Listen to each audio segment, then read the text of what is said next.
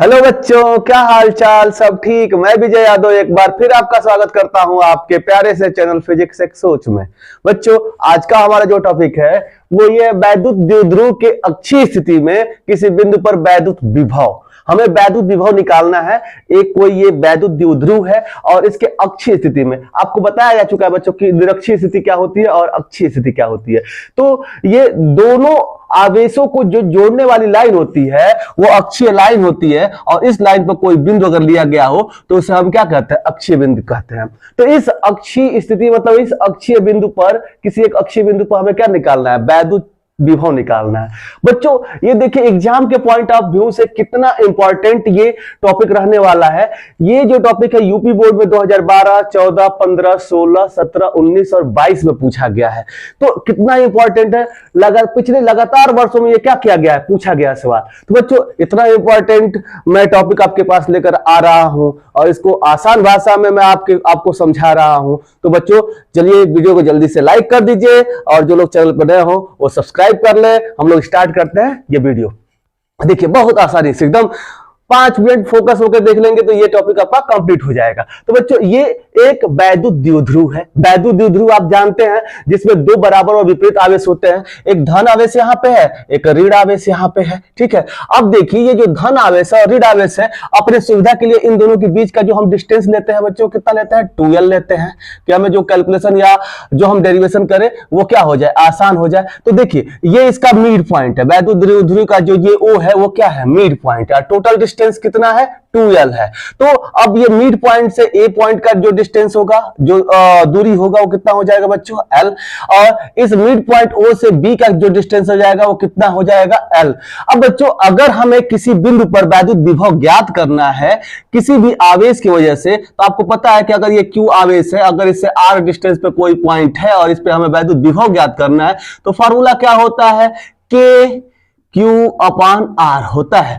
ये K को हम 1/4πε0 लिखते हैं। तभी हम इस फार्मूले में यहाँ पे कुछ देर तक ये वैल्यू K लिखेंगे क्योंकि लास्ट में इसकी वैल्यू क्या कर देंगे? हम लोग पुट कर देंगे। तो इसको ऐसे लिखते हैं 1/4πε0 Q/R भी लिखते हैं। ठीक है, तो इस K को हम ये लिखते हैं या इसको हम K के रूप में लिख सकते हैं। बार बार इसको मैं बता रहा हूं, आपके दिमाग में बने कि जहां कहीं भी आपको इसकी आवश्यकता हो आप ऐसे क्या कर सकते हैं? लिख सकते हैं। ठीक है, तो अगर कोई Q चार्ज हो और वहां से किसी बिंदु की डिस्टेंस कितनी है? दूरी R हो, तो वो वैद्युत विभव कितना हो जाता है? K Q/R हो जाता है।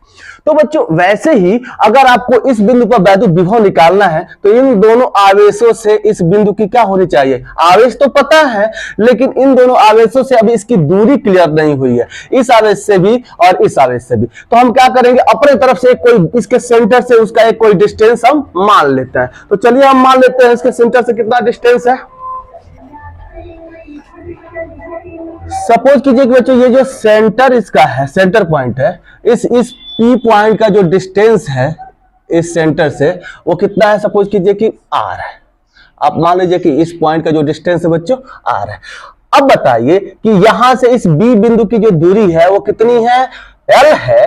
और अब इस O से इस P बिंदु की जो दूरी है वो कितनी है? R है। तो अब बताइए B से P बिंदु की दूरी कितनी हो जाएगी? तो B से P बिंदु की जो दूरी होगी बच्चों, आप यहां से देख सकते हैं, जो B से P बिंदु की दूरी होगी, इस R में से L को हमें क्या करना पड़ेगा? निकाल देना पड़ेगा। यहां से कपाच निकाल दीजिए इस L को, इसमें से ये L डिस्टेंस निकालेंगे, यानी कि यहां से जो इसकी डिस्टेंस हो जाएगी वो कितनी हो जाएगी? R - L। तो ये से आप देख सकते हो बच्चों R - L।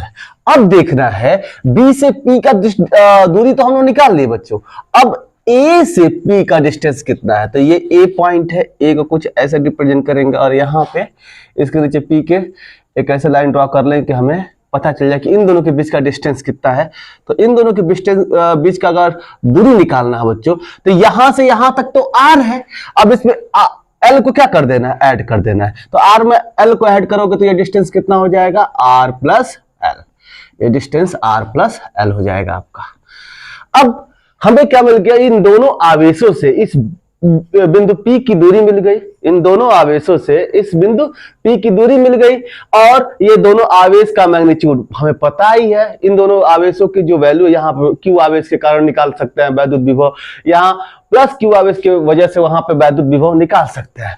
तो बच्चों चलिए हम सबसे पहले इस प्लस Q आवेश की वजह से इस बिंदु P पर वैद्युत विभव निकालते हैं। तो इसको कैसे निकालेंगे, इसको क्या लिखेंगे बच्चों, यहाँ पे लिखेंगे V प्लस Q। इसका मतलब क्या हुआ V प्लस Q का, कि प्लस Q या धन आवेश Q के कारण बिंदु P पर वैद्युत विभव। अगर आप चाहे तो इसको पूरी लाइन में लिखिए, उतना लिखेंगे तो आपका टाइम बहुत लगेगा। इसका मतलब आप मैं बोल रहा हूं उसको लिख लीजिए कि प्लस Q आवेश के कारण या धन आवेश Q के कारण बिंदु P पर वैद्युत विभव V प्लस क्या कर रहा है, रिप्रेजेंट कर रहा है। ये कितना हो जाएगा, क्या होता है फार्मूला बच्चों, ये वैद्युत विभव का फार्मूला आपको बताया गया, V इक्वल टू क्या होता है, K Q अपान R होता है। तो K तो रहेगा ही, K तो ये कांस्टेंट है, Q चाहिए और डिस्टेंस चाहिए, तो यहाँ चार्ज क्या है, प्लस Q है। तो यहाँ पे हम K Q अपान R माइनस L हो जाएगा। ये इक्वेशन नंबर हमारा फर्स्ट हो जाएगा बच्चों। ऐसे ही अब हम माइनस Q आवेश के कारण बिंदु P पर वैद्युत विभव निकालेंगे, तो क्या हो जाएगा V, और यहाँ पे क्या हो जाएगा माइनस Q। इसको क्या करेंगे, माइनस Q आवेश के कारण या ऋण आवेश Q के कारण बिंदु P पर वैद्युत विभव हम निकाल रहे हैं, तो ये क्या हो जाएगा बच्चों K।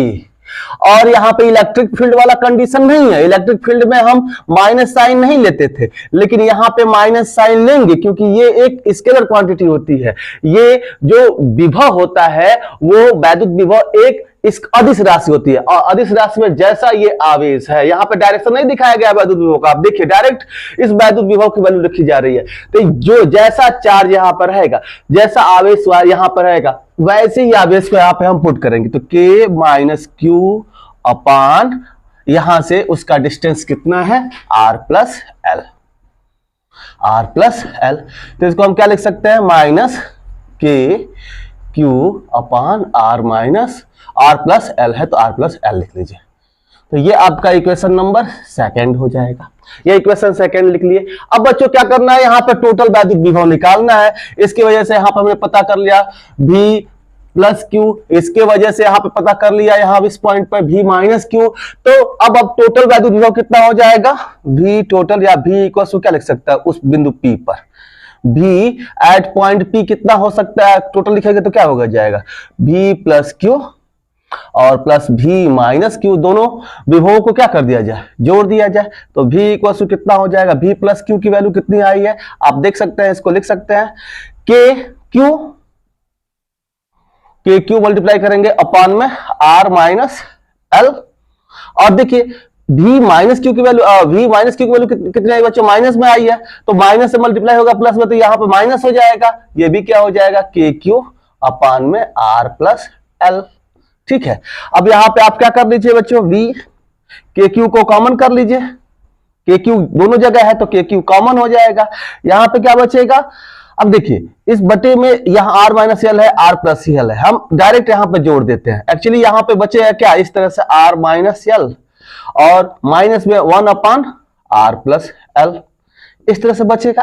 अब हम इसको क्या करेंगे, कैसे घटाएंगे, आप जानते हैं नीचे का एलसीएम लेंगे, ये यहां आएगा और ये यहां चला जाएगा, तो हम डायरेक्ट एक लाइन बढ़ाते नहीं है, आप इसको डायरेक्ट लिखिए। एलसीएम इन दोनों का क्या हो जाएगा, के क्यू तो कॉमन हो गया, इन दोनों का एलसीएम क्या हो जाएगा, R square minus L square, ये वाला यहां आएगा, के क्यू तो बाहर हो गया है, तो ये आर प्लस एल यहां हो जाएगा, और माइनस बीच में क्या है, माइनस है, तो यहाँ पे माइनस लगाएंगे और ये क्या हो जाएगा, आर माइनस एल हो जाएगा, ये यहां पे चला जाएगा। ठीक है, आप ऐसे घटाते हैं, फ्रैक्शन को ऐसे ही घटाते हैं, तो आप ऐसे क्या कर सकते हैं, इसको लिख सकते हैं। तो चलिए अब हम इसको लिखते हैं नेक्स्ट लाइन में, भी इक्वल टू कितना हो जाएगा, के क्यू कॉमन है, के क्यू कॉमन है। अब आप चाहें तो इसको आप ऐसे लिख सकते हैं, आर प्लस एल, माइनस से मल्टीप्लाई होगा तो माइनस आर, और माइनस इसमें मल्टीप्लाई होगा तो प्लस एल, और अपॉन में क्या हो जाएगा बच्चों, R square minus L square. ये ऐसे हम लिख सकते हैं। अगर ऐसे लिखेंगे तो देखिए आर से आर क्या हो जाएगा, कैंसिल हो जाएगा, तो आर से आर अगर कैंसिल कर देंगे तो अब क्या बचेगा यहाँ पे नेक्स्ट लाइन में, ये जो टोटल पोटेंशियल हो जाएगा वहां पे, तो ये ये जो टोटल विभव हो जाएगा, यहाँ पे कुल विभव अगर लिखा जाए बिंदु P पर, तो हम अगर कहीं पोटेंशियल बोल रहे हैं बच्चों, तो इसका मतलब समझिए कि मैं क्या बोल रहा हूं, वैद्युत विभव के बारे में बोल रहा हूं। ठीक है, अंग्रेजी के शब्द आ जा रहे हैं, अंग्रेजी में पढ़ाया जाता है तो अंग्रेजी के भी शब्द आ जा रहे हैं, तो आप पोटेंशियल का मतलब क्या समझिए कि विभव है। ठीक है, तो चलिए अब यहाँ पे V इक्वल टू क्या हो जाएगा, के क्यू तो कॉमन है, के क्यू कॉमन है, और यहाँ ऊपर देखिए एक एल कितना हो जाएगा 2L, और अपान में कितना हो जाएगा R square minus L square, square से लिख सकते हैं। इसको अगली लाइन में लिखा जाए तो बच्चों K और 2L को यहां लेकर आइए, अगर इसको मल्टीप्लाई किया जाए तो ये क्या इसको लिख सकते हैं, QL और 2 है तो 2QL लिख सकते हैं, अपान क्या हो जाएगा R square minus L square. और आपको पता है इसके पहले वाले जब हम पहले चैप्टर में पढ़ रहे थे तो 2QL किसके बराबर आया था, तो आप जानते हैं ये वैद्युत द्विध्रुव आघूर्ण जो P होता है, ये P तो ये वेक्टर क्वांटिटी होती है, सदिश राशि होती है, इसकी दिशा किधर से किधर होती है, माइनस आवेश से प्लस आवेश की तरफ होती है, लेकिन केवल यहाँ पर मैग्नीट्यूड निकालना है वैद्युत विभव का, तो केवल इसका मैग्नीट्यूड लिखे, मैग्नीट्यूड ही लिखेंगे, इसका केवल और केवल परिमाण ही लिखेंगे, इसकी मात्रा ही लिखेंगे, तो क्या होता है इसका फॉर्मूला 2QL होता है। तो यहाँ 2QL आया, 2QL के स्थान पर हम क्या लिख सकते हैं, P लिख सकते हैं, तो यहाँ पे V इक्वल टू क्या लिख सकते हैं आप, KP अपान R square minus L square, आप ऐसे लिख सकते हैं। अब क्या बच्चों, अब सपोज कीजिए जैसे आप वैद्युत क्षेत्र की तीव्रता निकालते थे वैद्युत द्विध्रुव के कारण, और यहाँ वहां पर मानते थे कि अगर ये जो L है इस R की तुलना में बहुत छोटा हो, तो यल को हम क्या कर देते थे, नेग्लेक्ट कर देते थे। वही यहां पर भी हम कंसिडरेशन करेंगे, यहां पे आप एक कंसिडरेशन करेंगे कि अगर ये जो आपका एल हो वो बहुत बहुत छोटा हो किससे, आर से, तब एल नगण्य होगा, नगण्य होगा।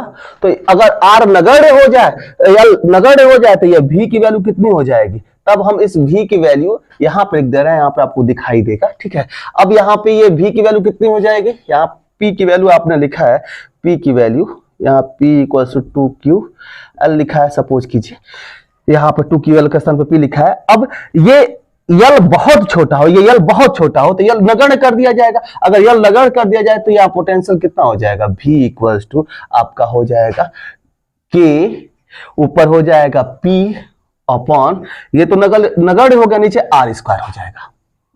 अब इसको थोड़ा सुंदर लगने के लिए इसके की वैल्यू भी हम लिख दें यहाँ पे बच्चों, तो ये कितना हो जाएगा, इसके अक्षीय स्थिति में किसी बिंदु पर, इस सेंटर से इसके बीच से r दूरी पर इस बिंदु पर जो वैद्युत विभव हो जाएगा वो कितना हो जाएगा, 1/4 pi epsilon not P upon R square हो जाएगा। ये वैद्युत विभव हो जाएगा। आप लोग इसको पॉज करके नोट कर लीजिए, बहुत आसान है बच्चों। सबसे पहले हम क्या करेंगे, यहां से r डिस्टेंस वहां पर मान लेंगे, फिर इस q से उसका डिस्टेंस निकाल लेंगे, अगर ये डिस्टेंस l है तो r माइनस l हो जाएगा, फिर यहाँ a से इसका डिस्टेंस निकाल लेंगे r प्लस s, बस यही चाहिए, एक आवेश और यहां से उसकी दूरी, दूसरा आवेश वहां से उसकी दूरी। बहुत आसानी से वैद्युत विभव जो फॉर्मूला है, इस फॉर्मूले का यूज करते हुए हम यहाँ पर लिख देंगे v प्लस क्यू की वजह से के क्यू अपान r minus L, v minus Q की वजह से के माइनस क्यू अपान में r प्लस एल, और ऐसे हमने लिख दिया, दोनों को जोड़ा। और ये तो सिंपल मैथमेटिक्स है, थोड़ा बहुत अगर आपको मैथमेटिक्स आता है तो केवल यहां तक काम कर लिए, इसको लिख लिए, तो बाकी मैथ वाले स्टूडेंट या कोई भी स्टूडेंट थोड़ा सा दिमाग लगाएगा तो यहां तक तो अपने आप ही कर लेगा। यहां पे कंसीडरेशन ले लेना है कि अगर यल बहुत छोटा है r से, तो इस केस में यल क्या होगा, नगण्य होगा, और इस केस में यल को यहां से क्या कर दीजिए, हटा दीजिए, और आपका क्या आ जाएगा, वैद्युत विभव। बहुत आसानी से आप लोगों ने प्राप्त कर लिया। अगर आप लोग नए हो चैनल पर तो चैनल को सब्सक्राइब कर लीजिए। चलिए, अभी हमने देखा कि इसके किस स्थिति में, अक्षीय स्थिति में। अब बच्चों देखेंगे इसी वीडियो में अगला जो हम टॉपिक देखेंगे कि इसके निरक्षीय स्थिति में कितना वैद्युत विभव होता है। तो इसको पॉज करके लिख लीजिए आप बच्चों। अब हम पढ़ेंगे वैद्युत द्विध्रुव के निरक्षीय स्थिति में किसी बिंदु पर वैद्युत विभव। निरक्षीय स्थिति आपको जब वैद्युत क्षेत्र की तीव्रता में पढ़ा रहा था, उसमें जो वैद्युत द्विध्रुव के कारण उसके निरक्षीय स्थिति में वैद्युत क्षेत्र की तीव्रता निकालना था, तो आपको बताया गया था बच्चों कि अगर कोई एक वैद्युत द्विध्रुव है और इसके बिल्कुल ये जो मिड पॉइंट है, मध्य बिंदु है O, अगर इससे कोई 90 डिग्री बनाता हुआ अगर कोई रेखा, अगर कोई 90 डिग्री बनाती हुई कोई रेखा है, और ये इससे 90 डिग्री अगर कोई रेखा इससे क्या कर रही है, बना रही है, तो ये रेखा क्या कहलाएगी, इसकी निरक्षीय रेखा कहलाती है। इस वैद्युत द्विध्रुवी का क्या कहलाता है, निरक्षीय रेखा कहलाता है। और इस पे कोई भी बिंदु कहीं पर भी ले लीजिए, कहीं पर भी बिंदु ले लीजिए,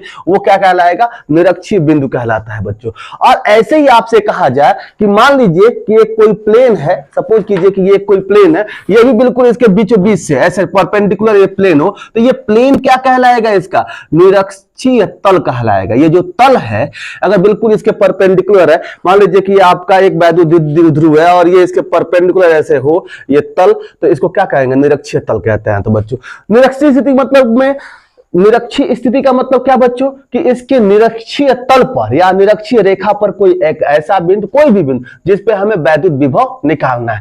तो ये एक निरक्षीय रेखा हम लोगों ने लिया है और ये सपोज कीजिए कि इसके सेंटर से इस जो बिंदु, इस निरक्षीय रेखा पर इस बिंदु की जो दूरी है वो कितनी है, r है। ठीक है, तो बच्चों इस बिंदु P पर हमें वैद्युत विभव निकालना है।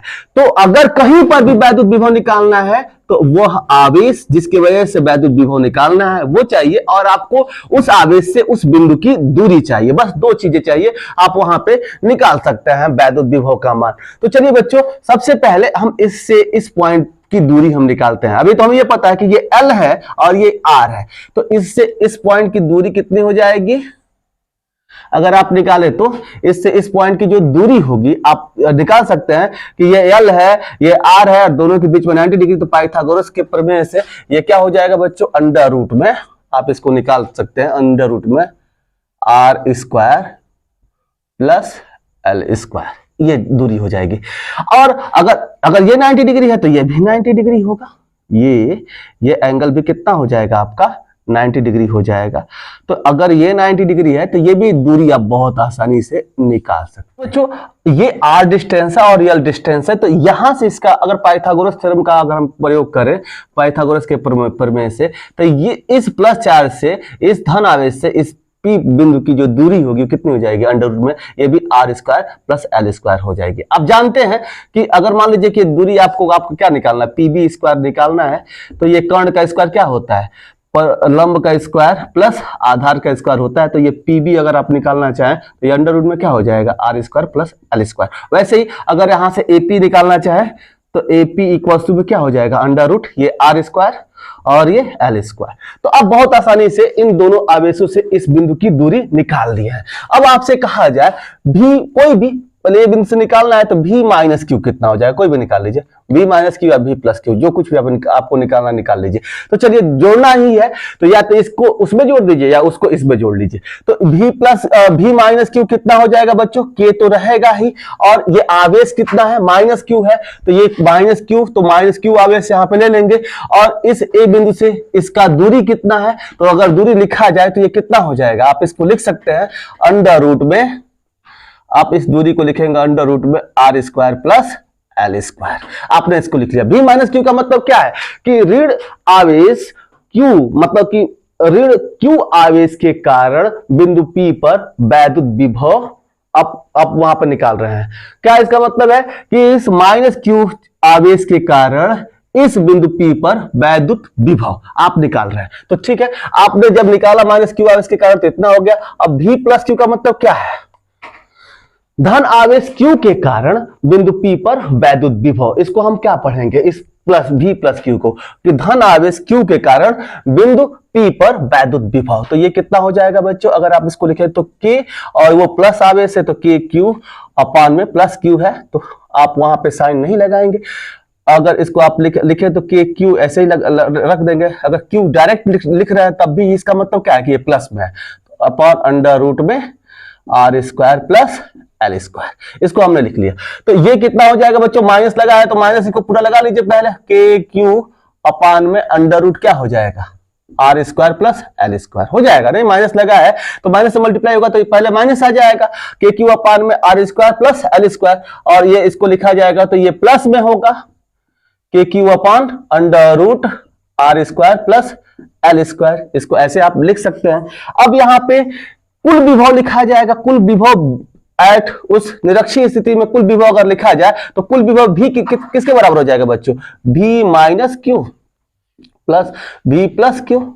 आप चाहें तो यहां प्लस क्यू भी लिख सकते हैं, तब इसको पहले लिखेंगे बाद में उसको लिखेंगे, कहीं भी आगे पीछे लिखिए कोई दिक्कत नहीं है। तो v इक्वल टू क्या हो जाएगा, माइनस क्यू की जो वैल्यू निकाल ले आप कितना है, माइनस के क्यू अपान में under root R square plus L square, और v प्लस क्यू की वैल्यू कितनी हो जाएगी, K Q upon under root R square plus L square. अब जरा ध्यान से देखिए, जितना ये प्लस में है उतना ही ये किस में है, माइनस में है। तो ये माइनस में, अगर -2 और +2 कहीं लिखा गया तो इसका मतलब क्या हो जाएगा, 0। तो ये इससे ये कट जाएगा, और उस निरक्षीय स्थिति में जो कुल विभव होता है वो v बराबर क्या हो जाता है बच्चों, 0 हो जाता है। तो निरक्षीय स्थिति में कुल विभव कितना हो जाएगा, 0 हो जाएगा। तो इस लाइन पर, इस लाइन पे कोई भी मतलब किसी भी पॉइंट पर जो वैद्युत विभव का मान होगा वो क्या होगा, 0 होगा। या इसके परपेंडिकुलर कोई हम प्लेन रख दें तो इस प्लेन के किसी भी पॉइंट पर जो वैद्युत विभव का मान होता है वो बच्चों क्या होता है, 0 होता है। अगर यहां मान लीजिए कि कोई डाइपोल बना दिया जाए -q चार्ज और +q चार्ज, और यहाँ पे कोई प्लेन हो जो इसको क्या कर रहा है, परपेंडिकुलरली क्या कर रहा है, बाइसेक्ट कर रहा है इस तरह से 90 डिग्री, तो इस पूरे प्लेन पे कहीं पर भी ईच एंड एवरी पॉइंट पे जो आपका वैद्युत विभव होगा वो क्या होगा, 0। यहां पर भी 0, हर जगह 0। यानी कि इस पे जो वैद्युत विभव होगा वो हर जगह 0 होने का मतलब क्या है, हर जगह समान होगा। तो आप कह सकते हैं कि ये एक ऐसा पृष्ठ बन रहा है, बिल्कुल इसके सेंटर पे कोई भी प्लेन एक ऐसा पृष्ठ बनेगा जिसको हम समविभव पृष्ठ कह सकते हैं। और आपको समविभव पृष्ठ के बारे में बता चुका हूं मैं पिछले लेक्चर में, जाकर वहां पे देख लीजिए कि समविभव पृष्ठ पे जो वैद्युत विभव का मान होता है वो समान होता है। 0 भी हो सकता है, तो 0 एक केस होगा उसका कि समान भी होगा। अगर एक 1 वोल्ट का, सपोज कीजिए कि 1 वोल्ट का अगर हर जगह विभव हो तब भी वो समविभव पृष्ठ कहलाएगा, और यहाँ पे तो हर जगह 0 है तो ये भी एक क्या होगा, समविभव पृष्ठ होगा। और ऐसा यहाँ पे विभव होगा कि इस पे विभव कुछ होगा ही नहीं, इस पे विभव की वैल्यू क्या हो जाएगी, 0 हो जाएगी।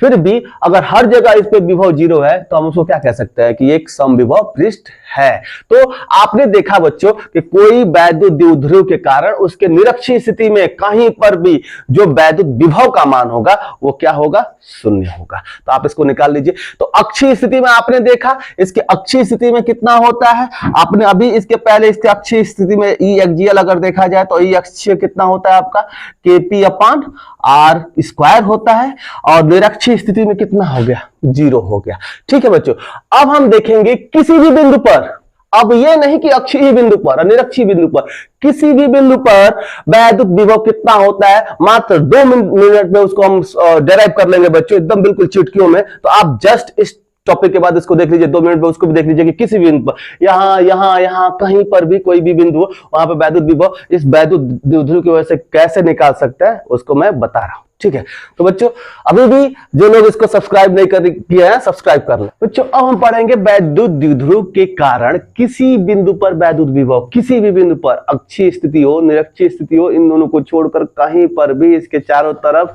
3 डायमेंशन जो स्पेस है, किसी भी बिंदु पर वैद्युत विभव कितना होगा। अब इसको हम क्या करेंगे, काउंट करेंगे। तो सपोज कीजिए कि हमें इस बिंदु पर हमें काउंट करना है वैद्युत विभव। तो ये मान लीजिए कि बच्चों ये पॉइंट P है और इस बिंदु पर हमें वैद्युत विभव फाइंड आउट करना है। तो बच्चों अगर देखा जाए, देखिए अगर आप एनसीईआरटी का देखें तो एनसीईआरटी इसमें बहुत जटिलता कर दिया। मैं आपको इसको 2 मिनट में इसका डेरिवेशन बताएंगे, हर जगह इसको लिख सकते हैं, ऐसा नहीं है कि वो गलत है या कोई इसमें कंफ्यूजन है। तो आप इसको बहुत ही आसान तरीके से मैं बताऊंगा। एनसीईआरटी पहले क्या कहता है कि यहां से इसका दूरी निकाल लो, यहां से इसका दूरी निकाल लो, यहाँ पे ऐसे परपेंडिकुलर ड्रॉ करो। एनसीईआरटी कैसे आपको ये डिस्टेंसेस बताता है निकालने के लिए। आप यहाँ पे देख लीजिए कि अगर ये कोई -q आवेश है और यहाँ +q आवेश है और इस यहाँ पे किसी बिंदु पर वैद्युत विभव निकालना है इस P पॉइंट पे, तो क्या करेगा, यहाँ से ये डिस्टेंस निकालने के लिए कहेगा, यहाँ से ये डिस्टेंस निकालने के लिए कहेगा, ये सेंटर O है, इससे R दूरी लेगा इस तरह से। ठीक है, और इसको नीचे की तरफ बढ़ाएगा, यहाँ पे परपेंडिकुलर डलवाएगा और इसकी वजह से इस पे परपेंडिकुलर डलवाएगा। ये मानेगा कि ये पॉइंट इसके सेंटर पे है, ये पॉइंट इसके सेंटर पे है। तो इस तरह से करेंगे तो बच्चों 15-20 मिनट का तो ये खुद ही हो जाएगा। और इसको समझना बहुत आपके लिए कॉम्प्लिकेटेड नहीं होगा, आसानी से समझाया जा सकता है, लेकिन फिर भी टाइम बहुत लगेगा। ठीक है, तो ये तो आप कर ही सकते हैं। आपको बताया जा रहा है कि इससे इजी, बहुत इजी कैसे हम कर सकते हैं। तो सबसे पहले आप देखें कि इसका जो वैद्युत द्विध्रुव आघूर्ण होता है बच्चों P, उसकी दिशा किधर से किधर होती है? तो आप जानते हैं ऋण आवेश से धन आवेश की तरफ होती है। तो ये वैद्युत द्विध्रुव आघूर्ण P की दिशा है इधर की तरफ। और इस केस में यहां पर अक्षीय स्थिति में कुछ ना कुछ आपको वैद्युत विभव मिला हुआ है, ठीक है। अब इस पे देखना है। तो अगर बच्चों इधर की तरफ अगर आपकी वैद्युत, अगर मान लीजिए कि इधर की तरफ आपका वैद्युत द्विध्रुव आघूर्ण P है, इधर की तरफ इस माइनस Q से इधर की तरफ वैद्युत द्विध्रुव आघूर्ण क्या है? P है। तो इस बिंदु पर यहां से r डिस्टेंस पे आपने कितना निकाला था? वैद्युत विभव। तो अभी आपने निकाला था इस कुल वैद्युत विभव अक्षीय स्थिति में कितना निकाला था आपने? 1/4 pi epsilon not P r square. तो बच्चों यहाँ पे इसका जो अक्षीय स्थिति में जो हमने वैद्युत विभव निकाला था वो कितना निकाला था? अगर ये P आपका किधर की तरफ है? इस डायरेक्शन में है, इधर की तरफ अक्षीय स्थिति में है, तो 1/4 पाई एप्सिलॉन P अपन r स्क्वायर आया था। अब बच्चों हमें इस डायरेक्शन में नहीं निकालना है, अब हमें इस वाले लाइन पे इधर की तरफ किसी एक बिंदु पर हमें क्या निकालना है? वैद्युत विभव निकालना है। तो हमें क्या करना होगा? यहां से ये दूरी तो हम r मान लीजिए कि ये r डिस्टेंस को हमने इस पॉइंट पे ले लिया, यहां से ये डिस्टेंस हमने क्या लिया? r तो ले लिया।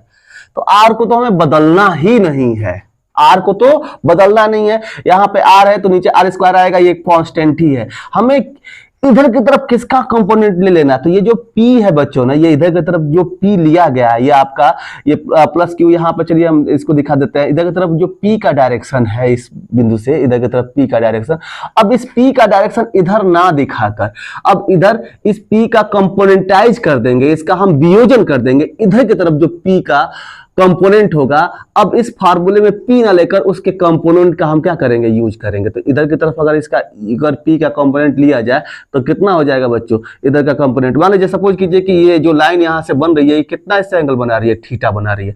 तो जिधर थीटा बना रही है, थीटा एंगल पे, तो इधर की तरफ इसका कंपोनेंट कितना हो जाएगा? P cos थीटा हो जाएगा।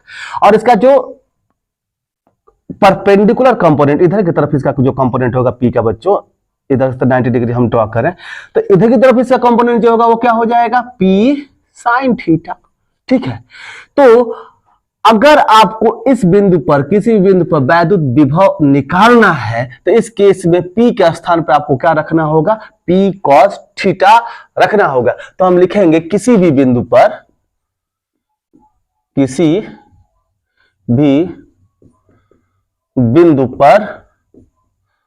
वैद्युत विभव, तो किसी भी बिंदु पर वैद्युत विभव अगर आपको लिखना है तो V इक्वल टू क्या हो जाएगा? अगर आप किसी बिंदु पर वैद्युत विभव लिखना चाहते हैं तो V इक्वल टू क्या हो जाएगा? ये तो रहेगा ही 1/4 पाई एप्सिलॉन नॉट, ठीक है। 1/4 पाई एप्सिलॉन नॉट रहेगा ही। और इस P पॉइंट पर लिखना है तो इधर की तरफ, अब इधर की तरफ इस पॉइंट पर लिखना था तो इसका कंपोनेंट कितना था बच्चों? इस पॉइंट पर लिखना था तो इधर की तरफ कंपोनेंट P था, माइनस Q से प्लस Q की तरफ, ठीक है। ऊपर की तरफ कंपोनेंट कितना है? ऊपर की तरफ यहां पे इस पॉइंट की तरफ तो P cos थीटा। मान लीजिए कि इसके थोड़ा सा और ऊपर लेना होता तो थीटा थोड़ा बढ़ जाता, तो ये cos मान लीजिए थीटा 1 बनाता, तो यहाँ पे P cos थीटा 1 ले जाता, थोड़ा और कम हो जाता। तो जितना भी एंगल बनता उतना इस cos के साथ हम क्या कर देते? लगा देते। तो चलिए अभी हम ये लगा देते हैं, यहाँ P cos theta upon r square. तो किसी भी बिंदु पर ये आपका क्या हो जाता है? किसी बिंदु पर वैद्युत विभव का ये फार्मूला हो जाता है। अगर इस फार्मूले से अक्षीय स्थिति में या निरक्षीय स्थिति में निकालना चाहे तो अगर निकाल सकते हैं बच्चों। यहाँ पे भी अक्षीय स्थिति निकालना चाहते हैं, हमारे अक्षीय स्थिति में आप वैद्युत विभव निकालना चाहते हैं तो ये कितना हो जाएगा? अक्षीय स्थिति में 1/4 पाई एप्सिलॉन नॉट P। अब बच्चों देखिए अक्षीय स्थिति में यानी कि इस बिंदु को हमें कहां लेकर आना? इस यहाँ पे। तो जब इस बिंदु को ऐसे लेकर आएंगे तो ये लाइन भी तो ऐसे आते जाएगी और बिल्कुल ये लाइन इसके क्या हो जाएगी? संपाती हो जाएगी। जब ये लाइन इसके संपाती हो जाएगी तो थीटा क्या हो जाएगा? 0 हो जाएगा। तो यहाँ पे P cos 0 अपॉन में r स्क्वायर। तो अक्षीय स्थिति में क्या हो जाएगा? ये formula 1/4 pi epsilon not, cos 0 की वैल्यू 1 हो जाएगी तो P अपॉन r स्क्वायर। तो ये तो अक्षीय स्थिति हो गया। ऐसे ही अगर आप भी निरक्षीय स्थिति निकालना चाहे, निरक्षीय, तो इस किसी बिंदु वाले फॉर्मूले से आप बहुत आसानी से उसको क्या कर सकते हैं? लिख सकते हैं निरक्षीय स्थिति।